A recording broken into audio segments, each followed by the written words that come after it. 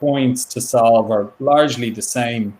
Harrison, who has joined me on the call today, has over 2 decades experience, and it's our hope that today's advice can help you steer clear of some of the painful potential missteps and also develop some more powerful operational advantages. And what we're going to do is we're going to discuss 4 key factors that you should consider as you start to take your legal operations program, your spend and matter management program global outside of your core territory. So firstly, we're going to discuss 2 people factors, two elements of change management. Firstly, the importance of internal alignment and shared vision amongst the legal and finance team in your organization. And secondly, the need for clarity and buy-in from your external vendors, your outside counsel that you use globally outside of your core territory, whether it's the US or somewhere else. We'll then move on to discuss 2 key process factors that you need to get right. Firstly, the importance of your matter management configuration and getting that set up right at the beginning. And secondly, unique tax considerations as you move globally with your legal operations that you should be considering at the start of the process. So Harrison, thank you so much for joining us today. Moving to factor 1 and that conversation around internal alignment and the shared vision. And so I should say before we jump into that, we are going to be sharing a 1-pager summarizing the key points of discussion after the session as well, Colin. We'll be sharing that with everybody. So Harrison, jumping into the first factor to consider, as you look to implement that global strategy for your legal spend and matter management, where are the potential friction points and why do you need that internal alignment and shared vision across key stakeholders? First, thanks for having me, Alex. I appreciate it. But yes, having vision, having an idea of where you're going to go with any type of project, with any type of program is crucial to everything, both from business and life. And having the buy-in from your legal operations as well as your senior legal management is absolutely critical for many reasons. One, it's to set a tone that the outcomes that you're looking to achieve are important, not only for management but for the department and for the expansion globally. You've got to engage not only with your legal team, you've got to engage with both your finance, your accounts team. There's many avenues and many people that you're going to have to engage here and get buy-in so that the project goes not only smoothly, but you get the right outcomes at the end. So if you think about it, when we go into, say, a legal department that hasn't any systems in place, we typically run into procurement. We run into the accounts team, a PO process or something along those lines that we are always and absolutely going to have to make changes to. And what I find in most large companies is that that is not an easy process. It takes a lot of time to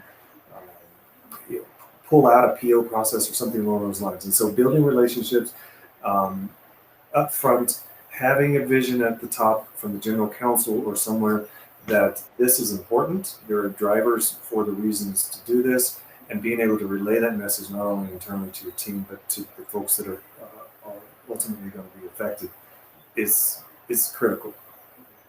And if we break out the kind of the different personas that you need to consider as you move global, taking the senior legal leadership firstly, the kind of regional lawyers in the kind of the global regions you're moving into, how do you think about kind of bringing them on that journey, ensuring they're part of those conversations? The AGC for EMEA, for instance, if you're headquartered out of North America, who are the kind of key stakeholders within the legal function that you need to be bringing in early? Yeah, so I mean, this really is, you know how much I hate top-down, but this is one of those scenarios where top-down is really crucial. Developing a vision up front and then bringing in your key stakeholders globally. Those are either your senior attorneys, could be the people out in the regions that are your subject matter experts, the folks that have the relationships with your big firms. Those types of people, and if you do have legal operations, if you have legal IT or those types of folks who are going to have to be engaged from a technology perspective. Getting those people to the table and communicating a vision that everybody understands is not easy, but you need those folks because they're going to be the ones that champion you and champion your vision as you push forward with selection, as you push forward with the implementation and the rollout, of course. Um, you need your trumpeters out in the globe. One person can't be everything, but the one person can push out the vision for everyone ultimately. And you mentioned the importance of the finance team and those stakeholders. What's your experience of the kind of local finance teams in specific regions and the complexity that can become apparent as you start to kind of roll out globally outside of the US, for instance? I always joke, at the beginning of my career, one of my first projects, I'm not kidding. I literally was in a tug of war with a box of paper with an attorney, and so as you get out to sophisticated to non-sophisticated areas, small departments, large departments, you're going to have these types of interactions, whether that be literal or figuratively. You're going to be struggling to change a process in places that may look at you as pushing down to them. Um, so that is again where knowing what your vision is and knowing why you're doing something and being able to articulate that very well and explaining to folks, globally that here's why we're doing this, here's the effect that it's going to have on the company, whether that be saving money, whether that be, taking on an acquisition or whatever the reasoning may be. Um, it's important to be able to relay that. When you talk to finance, you're talking about systems maybe like NetSuite or SAP or some of these big systems. Very rarely in my career have I ever been able to make changes to those systems as part of these projects. So you're going to have to be able to engage with those folks and be able to um, meet their needs without being able to affect as much of their world as you do yours. And so that has direct implications on the projects. Plus the fact that, when we implement these systems, we try to remove the PO process as much as we can from the legal department. Typically, we're able to do that from the law firm perspective, maybe not so much vendors, but that's really a difficult and challenging conversation. And, being able to get that point across, but and to me, most of it comes down to the relationship you have with those folks. Tax, we're going to talk about tax as well. That is another scenario where you have to balance what you do in your legal systems versus what's done on the finance side. And as things that happen in the legal system, when it leaves there, it's a lot harder to take that back than it is to fix it before it gets out to the finance team. And when you overload those folks, um, they're not always on your side, and you really need those teams on your side. And when you think about the regional general counsel, taking EMEA as the example, what's in it for them? Why should they get in behind this initiative? How do you get them bought into that vision? What specifically are the benefits you tend to see that get them excited? Well, I mean, most people start with e-billing, and they simply start with it because they either don't have a handle on their spend globally, or even if they do, they want to find some cost savings. Maybe there's been something that's happened that's initiated the need for these tools, and so depending on which avenue we're approaching, there's benefits to each of those. Ultimately, the benefit is that the more money we save, the more there is in the ability to do our jobs. Not to mention the fact that these tools, my biggest mantra is everybody should be doing the job they were hired for. So attorneys shouldn't be doing accounting, bill review and things like that. They should be learning. And so the more we're able to take these kind of mundane processes and put them into a system or get them digitized, the more they're able to do their job and the things that they were hired to do. Not to mention the fact that we both know that as you get these systems in place, it's not just cost savings that come out at the other end. There's so much data and so much more. The data gives you more ability to make decisions that you don't even understand today. And so having that vision and moving forward with it is critical in the fact that we know that the data that's going to come out year over year is going to affect how they do their job and make it easier and better for everyone. Absolutely. And I think you correctly said, Harrison, obviously there's often a catalyst, a reason why this becomes more pressing for an organization thinking about the global strategy, because the business is starting to rapidly expand globally, or there's a large transaction going on in a particular region. And I think legal operations being proactive in understanding that, kind of getting ahead of that growth within the business, having the systems, the processes in place, having a kind of a global strategy enables much better decision making. There's the kind of, as you say, the immediate tactical benefits, having visibility, just understanding what matters are ongoing, what is being spent, what the breakout is between particular practice areas, as well as the kind of the immediate cost control benefits that can arise. But I agree. I think what tends to get the kind of senior legal leadership in the region excited is, well, now I've got this data, I can start to have better, more informed relationships with outside counsel, which we're going to go on to discuss. I can start to make more strategic decisions about pricing models, about resourcing, about how we manage our matters. And I think that is a really compelling benefit that goes beyond the kind of the tactical level cost control or visibility the systems enable. And if you come at it from, some type of incident, think about it. The more you know, the more you're able to prevent. And then that's a risk factor. So these tools give you visibility into, your entire global reach, and that helps you make decisions that hopefully prevent the next incident, or that may come along as well. So I never want to be in the dark as much as I can be, especially on the legal side of things. Absolutely. Well, I think that's a good segue for us to move into our second factor that we're going to discuss and consider, which is again related to people strategy and change management, and the fact that it's necessary to look at the outside counsel relationships that exist globally and think about how you're going to bring those key stakeholders on the journey as well. What are the friction points that you see in getting buy-in with outside counsel that are being used globally? Yeah, this is probably the area that's the most political, the most difficult to navigate in these projects, because a lot of the in-house staff have relationships that they've built with these firms. Probably many of them were probably employed at many of these firms as well, and so I understand none of us live in a vacuum, and that you can have great processes, but people are involved as well. And so it's really getting everyone to understand that just because we're coming in and looking at data and we're trying to get a handle on how we engage our outside counsel, and how they are billing us, and all of those areas, does not mean that we're trying to take away from anything that they built already. In fact, we're trying to build better relationships.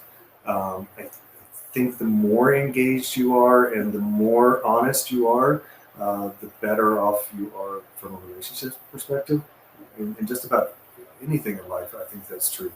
So, we want to be able to put systems in place that are going to save us money as a company, and help us understand the relationships that we have currently with the firms that we have, help us to pick a preferred provider program, perhaps, or something along those lines, where we can pick firms that are just like we want to do our job and not somebody else's. We want to pick the best firm for the job that we need done, that's going to give us the outcome we're looking for.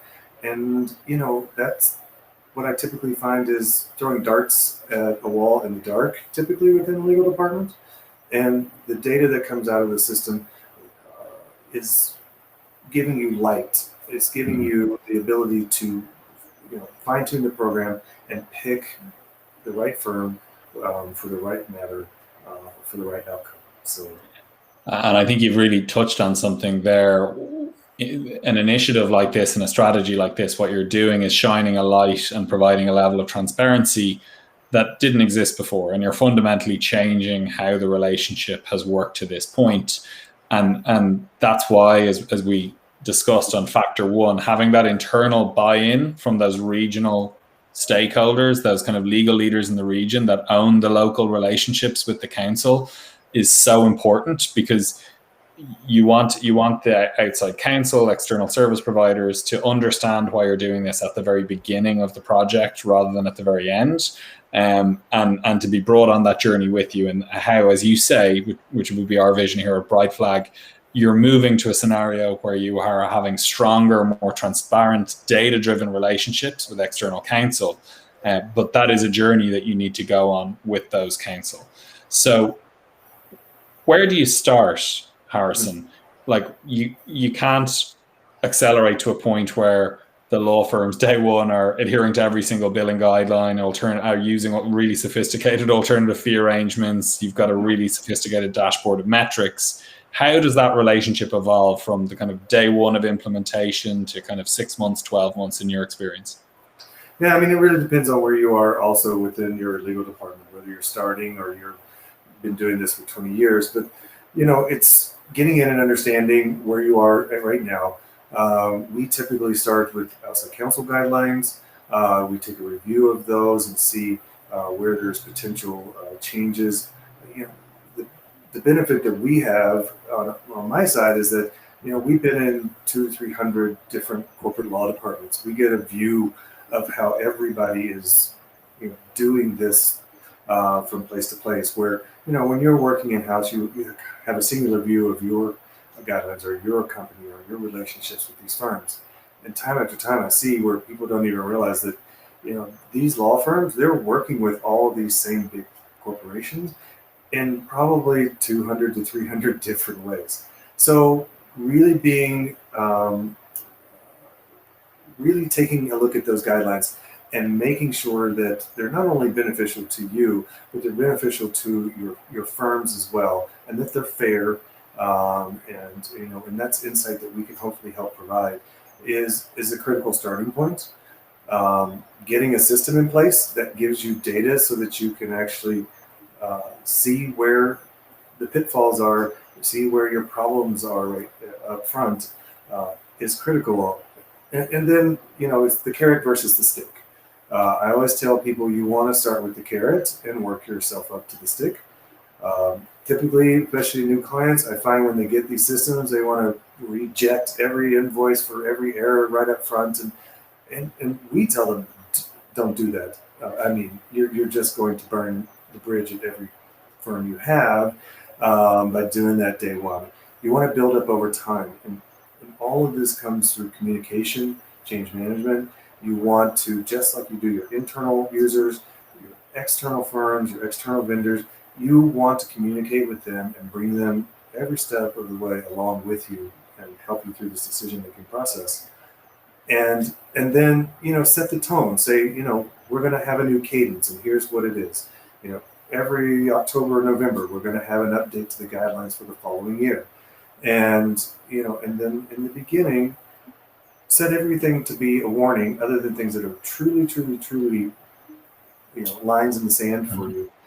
And say that, 3 months, 6 months, 9 months, 12 months, these items are going to move from warnings to rejections, and slowly build that process in. And trust me, you'll have time in there to work with your firms to correct things that are not going with your guidelines. You'll really also be able to kind of see who the bad apples are, the ones that just can't get it right over and over for whatever reason, and be able to work with them. And really, it's a chance for you to start that preliminary preferred provider. You put in your system management or e-billing, the ability to grade your firms and your vendors. Take that survey at the end of the matter that says, 1 to 5 stars, kind of like a Yelp review. Tell me how this firm did from a billing perspective, from an outcome, and so on, and relationship perspective. And over time, what you build up is, with that data, um, the go-to places that are going to do business the way you want it done. And you're doing it subtly without beating them over the head. But ultimately, you are bringing in, I call it the stick, which is these rejections and these kind of hard and fast rules, but just not everything up front. Absolutely. And certainly, my experience, a large proportion of our customer base would have global operations and reach into multiple different jurisdictions. And our experience is that law firms in these regions are becoming more and more sophisticated. They understand that the nature of relationships with their clients is changing. They are accepting of that fact. They're embracing the kind of the transparency the data brings, and that it is about rewarding good behavior with those firms, as you say, ultimately potentially moving to preferred provider panels as much as bad behavior. And I think when we go back to point number one and talk about bringing the kind of the regional legal leadership on that journey, it's kind of understanding that you're really equipping them with data to kind of look at their relationships with their outside providers in a different way, and ensure they're using the right firms for the right type of work in the right region, and rewarding good behavior, as we said, as much as bad, once that you start tracking that data. But I do agree. I think understanding that it's going to be a process over a number of months in driving that change management with the external service providers, but the importance of, as you say, communication up front with them to inform and ensure they understand why you're doing what you're doing, and that it isn't a kind of a reductive tactical exercise to kind of squeeze them on individual invoices. That there's a broader strategy there. Look, we find things from the client perspective that they're doing wrong as well. I mean, this is an equal opportunity place to grow and to build. Maybe 10 years ago, I had a client who had been going through this process of making all these changes and initiated what they call law firm days. It was a week on site at their corporate offices where they invited all of their law firms to come and to participate in training and in relationship building. And even I at the time kind of shook my head and was like, wait, you're going to have all your different law firms come together under the same roof? How does that work? And it just seems like a anti-relationship of having these folks together. But 10 years later, they still are doing this, and it works for them. This is something that actually was quite a success for them. But I still have most people I talk about this to give the same reaction that I gave 10 years ago, which is no way I could ever do that. But I find that when you've built a really good relationship with someone and someone's, that you're able to come together and this is where the next steps of legal operations, this is where the future of what's going to come next come out of. And I don't know what those are always. And those are the exciting places that I want to be, because that's the future.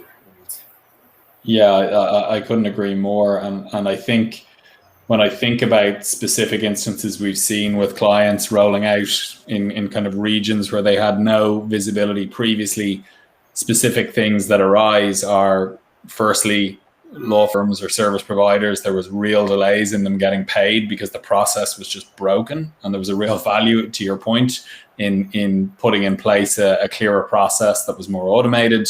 Secondly, it becoming apparent that there was kind of an unwieldy list of service providers that were being used and maybe getting a very small percentage of work that just didn't make sense for the service provider or the law firm as much as it did for the organization, and enabling those sorts of decisions. And I similarly have been part of those kind of town hall meetings with law firms and alternative service providers for specific clients. And I do think if they understand they're being treated fairly and that they're being sent the right type of work and that it's in their interest to kind of adhere to the processes, the guidelines, as you say, that have been set out, because it will ultimately bring a closer relationship and more instruction, things can work really well. And I think once you've got the kind of the legal leadership within the region behind that, and having a clear understanding of what's in it for them, I think things can certainly run much more smoothly. We might move on, Harrison, in the interest of time, to talk Yeah. about the third factor, the first process-orientated factor, which is looking at how important it is to get your matter management configuration right from the beginning. So what are the friction points you've seen around that as you start to expand globally in your use of systems and processes? So my nickname out here is like the international e-billing and tax guy, which is great and not great because you don't want to just be known for one thing. And even I tell clients, if you start with e-billing, you're starting in the wrong place. But I almost always lose this argument because people care about the dollars first. And I get the drivers, but there's no project today that I will initiate that I won't start with some matter fundamentals. And most importantly is matter categorizations. You can call it matter types, matter categories, all of that base structure. I purposely make the clients go through this exercise with me up front. Because if you don't get the basis of your matter system in place, I promise you when we get done with e-billing, no matter how great that project goes, the next step we're going to do is matter categorizations and a redo of your e-billing system. It's without a doubt. And so, yes, it's probably a week or two up front that nobody gets why until they've actually gone through the process, implemented e-billing, and started matter management. But if you build your house without a foundation, I promise you it's going to come down. And and out in the world right now, there are two big projects, Sally and Moss Legal, both fighting over categorization. My good friends at Bright Flag have shown me that we don't even need UTB-MES codes and things anymore, which is, like, to me, the future of where we're going to go as well. So even more important to get your internal categorization and your internal matter structure in proper formats before we even get started. So, and maybe just drilling into that a little bit, Harrison. Firstly, who are the key stakeholders that need to be involved in those conversations? Is it just the legal team? Is it finance as well? Is it the regional teams that may have some nuances? It's definitely the legal team, senior management for sure. I would not start at the GC on this one. I would start at your senior attorney and also the regions. The regions have got to be involved because it could be the same categories, but even just language restrictions alone as we get out into the world, we've got to work through those things because in essence, we are putting out a singular system for everyone globally to use. That senior team can get through the initial kind of structure. And then I would say go to your GC level, get some initial approvals on that, and then take it out to a broader audience so that you can get more input, but more input on something that's already been discussed. It's already been kind of narrowed down to something that's more probably in line with what you're actually going to use. You don't want to start with everyone, and you don't want to start with the singular at the top. This is definitely the middle. And at a high level, Harrison, what are the main kind of taxonomies or classifications that you need to be thinking about? Yeah, you're talking about your matter types. You're talking about your matter categorizations. You want to understand that it's not so many clients I see start by making just all of this, whatever departments, everything's litigation, M&A, blah, blah, blah. That's not really the way you should be thinking about it. You should be thinking about it in terms of how you do your work. That's really where Sally and Nas have gone. And they've gone to a place where they're going to start backwards and say, how do we work? How do we perform our legal work within the legal department? How do we do that globally? And then back into a structure that is more fitting for you. And this is really where your business is critical and why these things are different from client to client. We cannot take the square peg and put it into the round hole here. So, yes, do our teams come into place? Do our types of work that we're doing come into place? Of course. But that really shouldn't be where you build your categorizations from. And so that is a hard concept for a lot of people to understand. because especially for ones that have been doing this for a long time, because in the beginning, those tools built everything off of our types of work or groups within the legal department. And getting them to unring that bell or to unthink that way is difficult. Right flag, this is, I mean, not to talk about right flag, but here's where I think you guys are thinking ahead. It's that like structuring yourself into the way that things are being done today. Your system, the AI tools, and the AI tools that are in most of the products that we recommend are looking at the data from a higher level and narrowing into how the work is done, how things are being passed through, agnostic of these pre-built taxonomies that are out there. And so you're going to get an idea of just exactly how you're working and how you are actually structured internally from that type of data. It's hard to do that if you don't have a system in place today. We have to do more time and more digging up front. But ultimately, this is where the meat is, and so we've got to spend time tearing down your internal processes and your internal work structures to get to how this actually works. So, and also I see people all over and over again, say we're just in the U.S. or we're just in Ireland or we're just in some singular place, and we have a tool in place today, and we may actually love that tool.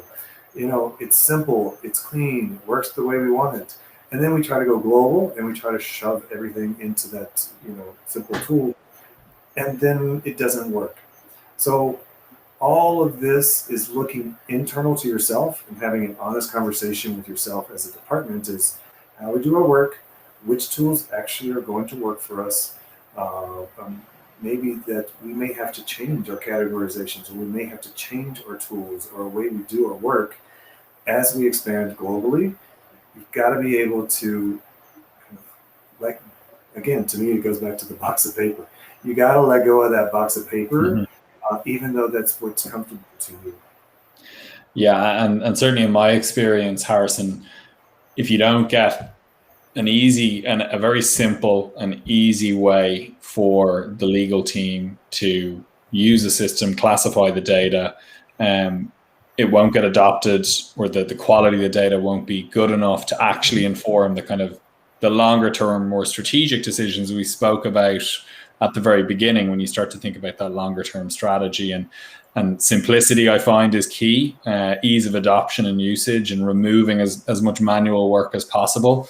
And as you say, AI obviously facilitates a lot more today in automatically classifying types of work and giving a much more accurate, granular view of what's actually being done. And that obviously just removes the kind of the manual work at the point in which a matter has been created, but also ultimately provides a much greater data set.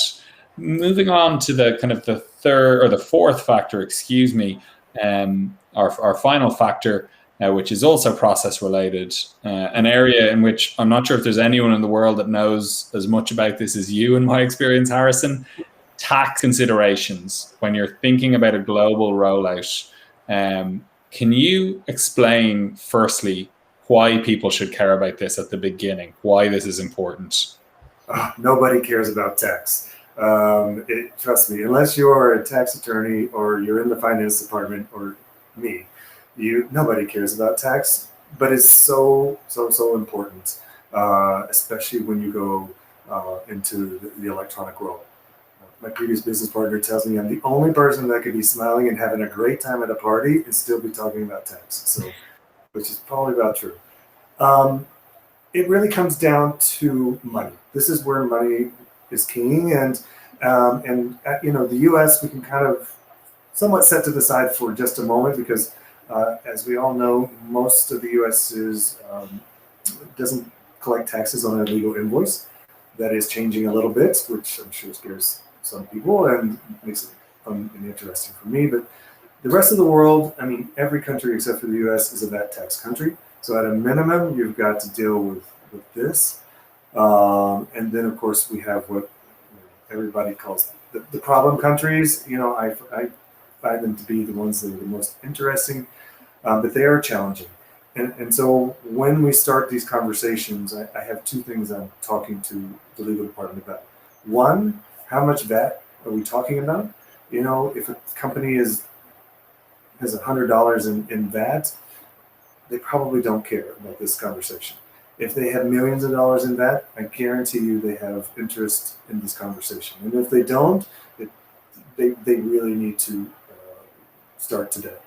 Um, Everything that we do, from the structure of the invoice electronically to the layout of how it's created, everything is done with the purpose of recouping that tax. Um, just like a paper invoice that is submitted to get that money back, that paper invoice is structured in a way that the tax authority wants, because quite frankly, the tax authorities are lazy. They get a volume that's probably astronomical, and so they like data to be structured in a way that's easy for them to read and understand, and react to. The same has to be for the electronic invoice, and so based on how much money you're talking about, is really where we kind of push this conversation when we implement these electronic systems. We've got to be able to verify that the process is secure. We have to verify that the structure of the invoice is in this format that the tax authorities want, because we all know the taxman can come knocking at any time.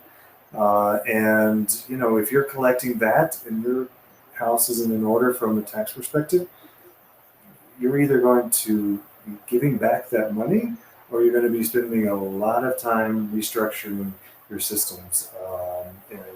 And so, And Harrison, this is an important point in terms of the what the tax authorities require and what finance will ultimately require from legal on invoices outside of the US. So what my experience, that typically means a PDF, and you need a PDF, final form PDF invoice. You can't write down an invoice electronically and pay it, correct? no. So if you're outside the US, so that rule is actually changing in some places. I always tell people, if it's outside the US, you can't make any changes to an invoice. That is 99% true now, not 100%. There are places that are loosening the grip on that a little bit, but the best rule of thumb is that once you go outside the U.S. and there's a VAT tax on an invoice, if you intend to collect that VAT, the internal legal department at the client cannot touch that invoice other than to say approve or reject. The originator is the one that has to make all the changes. So this kind of goes back to what we talked about at the beginning. If that invoice gets all the way through to your finance group and they go, oops, this is completely wrong, unringing the approve bell on an invoice and getting back into the legal system and back to your law firms, that is not a very easy process to do. A lot easier to do in the e-billing system when you can just click reject to send it back to the firm for an update. In the U.S., we can just manually do it ourselves in the system. We can make adjustments. It's a practice that I see less and less happening because, again, back to your relationships with your firms, if you are constantly writing down all their invoices without giving them some type of reasoning, it's probably not the best relationship builder. But you want to have it in a system in the legal department in a way that's structured in a way that you get it right the first time. And your finance team wants that as well. This is where engaging your finance team up front is crucial. The first question I ask every client is, where are we going? And based on the answers to that question, I already know where my pitfalls and my pain points are going to be. If you're going to LATAM, we're going to spend a lot of time together because, a multi-tax invoice, a VAT tax invoice, we've gotten right. Every system pretty much can get that right these days, most of them. The fact that you add any more taxes to it, and even the U.S. is not obscure to this because Canada to the north, Mexico to the south, both of those countries are multi-tax invoices, and Mexico, as we all know, has a government seal process that is cumbersome as well. You have to deal with these types of situations, and Brazil, Argentina, the list is on and on of countries that in Brazil, you can technically have up to 15 taxes on a legal invoice. That is not an easy thing to accomplish or hurdle with the systems and probably the process you have in place today. So we got to know where you're going. We got to know which countries are going to be the more challenging ones. I always try to push my clients to take on the challenging ones up front, because if you can get those done and get them done correctly, the rest of it is going to flow pretty easily. Most of them do not do that. So they want to go and, to your point, Alex, you're always talking about the 80-20. They want to go where the biggest bang for the buck is, and I get it. And we go with the flow as much as we can. We try to steer our clients to what we think is probably easier for them logistically long term. But I get it. I run a business as well. I understand the reasoning why we do certain things. But, tax and AP and finance, make your relationships today, make them good, make them strong. And don't do what I used to do. I used to take matter management systems and I used to build tax validation into the matter management systems. 10 plus years ago, that's all we had to do. Today, it's not necessary. In fact, it's the wrong process.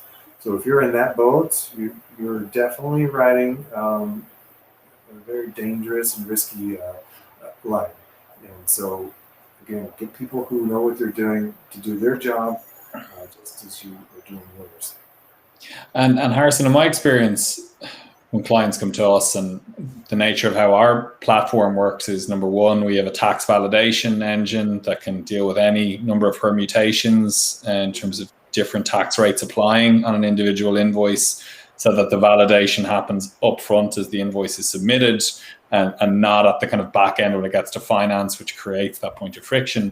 And number two, we have a workflow, which means the in-house user can still request an adjustment on an invoice, irrespective of whether it's been submitted in a PDF or electronic file format, so that the user experience is the same.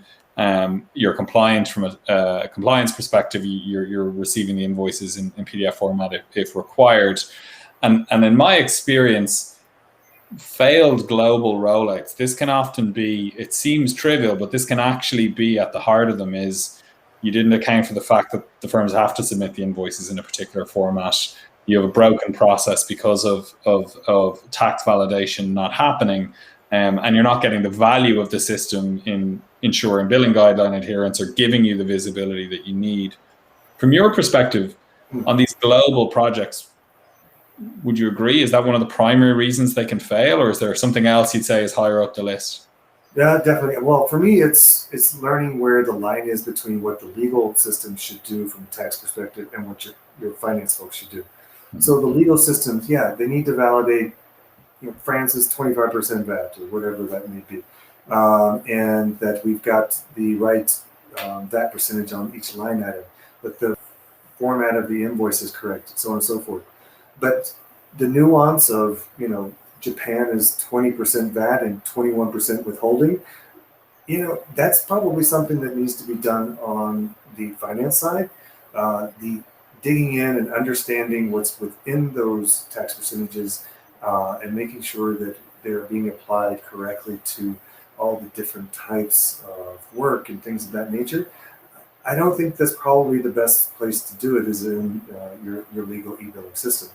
That is where the validation, say within Sabrix or SAP or some of those other sophisticated tax systems, that's all they do. They should be doing that work as well.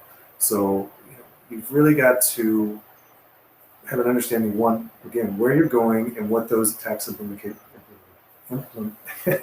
implications are, and which system should be doing which portion of that.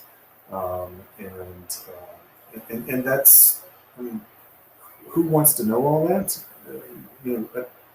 Again, unless you're a tax attorney, you don't want to know that. You probably don't know that. Most people don't know that or want to know that. So,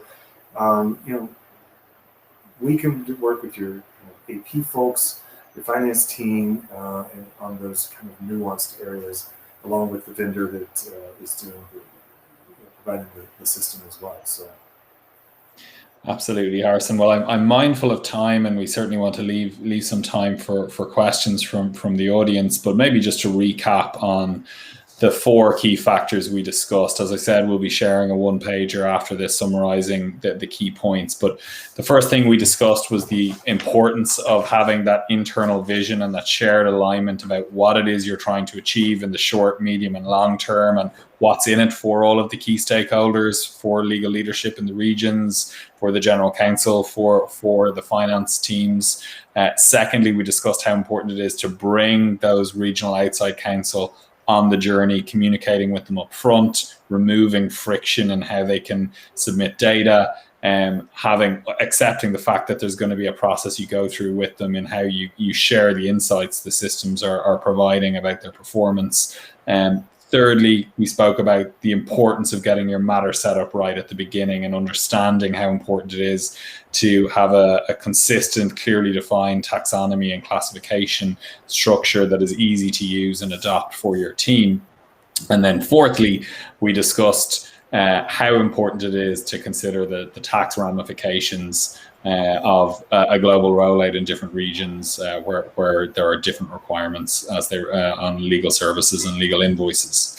So I think hopefully certainly what I've experienced is that the ideal state for our customers when they fast forward 6 months, 12 months after implementing the platform is that not only have they kind of avoided some of the headaches we've discussed and kind of achieved the tactical wins about having visibility, having accurate data, having much more seamless processes, saving a huge amount of time, they're also starting to reach a point where they have much more leverage. They have much better data to work with, and enabling the kind of the legal leadership group, legal operations to be more proactively taking a seat at the table and making strategic decisions around resourcing, and in a way that wasn't previously possible. And I think it's surprising how quickly clients can get there on global on their global operations.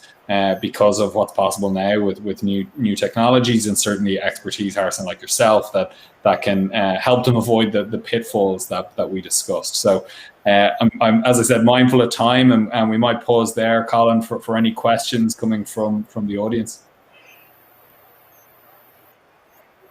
I'm calling you Rick, and I'll be calling you Harrison all morning. So yeah, so it's Rick Harrison is actually my first name, and no one gets it right. So even my mom will call me Rick one day and Harrison the next. So I respond to both. Perfect. Okay, I'm going to go with Rick for right now. So what considerations would you recommend for, what sequencing of steps? And this is for both of you when going into a new market, how a business should, really think about it when they're going into new territory. You're going to a new place? Yeah, let's say I'm at Twitter and I'm going into Colombia. How am I going to think about that market? Well, I mean, first is, if you're going there brand new, you want to get a sense of, what, one, why are you going there? Is it just to expand the business? And if so, want to begin to sort of understand your tax implications, how much of your business is going to be there, staffing, and so on and so forth. You need to do your business structure first, and those types of things lead into what we're going to ultimately talk about from a billing perspective, or from a finance, or even a legal perspective. There are a lot of challenges, from language to which portion of the country you're going to be in. And again, like if you go to Brazil, depending on what state you put your offices in is going to drive where your tax implications are going to go. I'm going to get that word right today at some point, but it's going to drive that. So understanding where you're going, when you're going, why you're going, and what the regional and country-specific laws that are in place, getting an understanding of that, and then building a vision out of that is crucial. Is there any outliers for in terms of operating conditions when you talk about VAT in different countries? When we look at Ireland, we know there's VAT and across Europe. Is there any if you're going into one of these hot business territories, should there be special considerations? Yeah, I mean, well, every country has that. So if you step out of the U.S., and by the way, the U.S. is tiptoeing into that as well. We're not calling it that, but I know that in Mexico, Hawaii, they're able and are starting to take some taxes on legal invoices. But once you step foot out of the U.S., you are in that country, hands down. So you need to decide as a company how much that is, and it's not just say a singular country, unless you're just in one place outside the U.S. But it's collectively overall how much that are you looking to recoup, and really that drives the conversation. I don't find any of my corporate clients typically that are dealing with low amounts. They're dealing with millions of dollars in this, and so that is millions of dollars that I don't want to give away. I certainly don't want to do that. So I'm pretty sure I don't know anybody who does. And so you really need to understand what, from a country specific, what their local laws are as to how they need their data structured, how the tax authority wants to see it. We can even do analysis on whether or not this is a country that actually comes and audits more frequently than not. We know where our hotspots are. And then there's all the nuanced data. So you take like in Italy. Italy has not only that tax, but they have a pension tax, a withholding tax. They have 4 different taxes going to come. And I guarantee you almost every client that I rolled out to EMEA never understood those things until they went live or they got close to live and they realized, oh, I can't process an Italian invoice because I don't have my system set up for these other types of taxes. So Colin, just back to your original question, like considerations in entering a new market. In my experience, spend on external legal services tends to come ahead of any kind of boots on the ground in terms of in-house hires in those regions. And I think it's important that the group legal team owns the instruction of local law firms from the beginning. I certainly have seen instances where business leaders in the regions are kind of instructing directly. They don't have as much domain context. They're not controlling costs, scoping matters in the right way. And so having a process through which, when you do enter a new region, your kind of framework that we discussed in terms of your billing guidelines, et cetera, is being applied, is being communicated to those new firms that you engage, and that group legal is having a role there, has visibility. And often that's something that comes to light when Brightflag is implemented for clients, is that there was just pockets of spend the GC was completely unaware of because it was either being managed by the business, it was being managed regionally in a suboptimal way. So I would say having your framework and having that leadership group understand, if we enter a new region, here's how it's going to work in terms of instructing firms, and understanding that most firms, sophisticated firms that a kind of a multinational organization is going to instruct, are likely to be familiar with these types of procedures now. Yeah, and that has been my experience. Like at Twitter, I just put it in the chat, like where we had to kind of, get some of our tax back, right, our VAT. But when you're going to do it, the system didn't enable it, so it was all manual processes that were botchy. We had to kind of come up with new processes to set them down, but nobody on the market really served it. Like we use simple tools that were simple to implement, but not to work, right? So I got recommended to Brightflag about 4 or 5 years ago, and it's been game changing. Really, kind of understanding what you guys built to solve this, right? That's one.